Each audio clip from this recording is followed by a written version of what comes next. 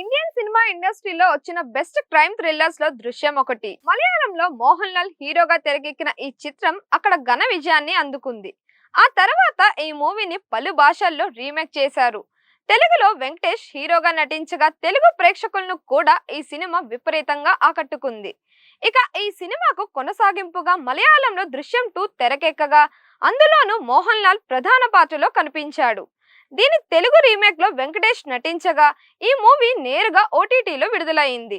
థియేటర్లో విడుదల కాకపోయినా ప్రేక్షకుల నుంచి మంచి ఆదరణ దక్కించుకుంది. తాజాగా మోహన్ లాల్ ప్రధాన పాత్రలో దృశ్యం 3 తెరకెక్కింది. ఈ మూవీని మే 21వ తేదీన పాన్ ఇండియా స్థాయిలో పలు భాషల్లో డబ్ చేసి విడుదల చేయనున్నారు. ఇప్పటికే తొలి 2 భాగాలు తెలుగు ప్రేక్షకులను బాగా ఆకట్టుకున్నప్పటికీ మూడో భాగం విడుదలకు ముందు తెలుగు రాష్ట్రాల్లో ఆశించిన స్థాయిలో హైప్ కనిపించడం లేదు. బుకింగ్స్ కూడా పెద్దగా నమోదు కావడం లేదనే టాక్ వినిపిస్తోంది.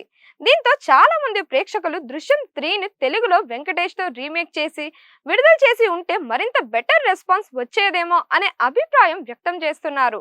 అయితే సినిమా విడుదల తర్వాత మంచి టాక్ వస్తే బాక్స్ ఆఫీస్ వద్ద ఈ మూవీ ఎలాంటి ప్రదర్శన చేస్తుందో అన్నది ట్రేడ్ వర్గాల్లో ఆసక్తికరంగా మారింది. Please like, share and subscribe to Disha TV.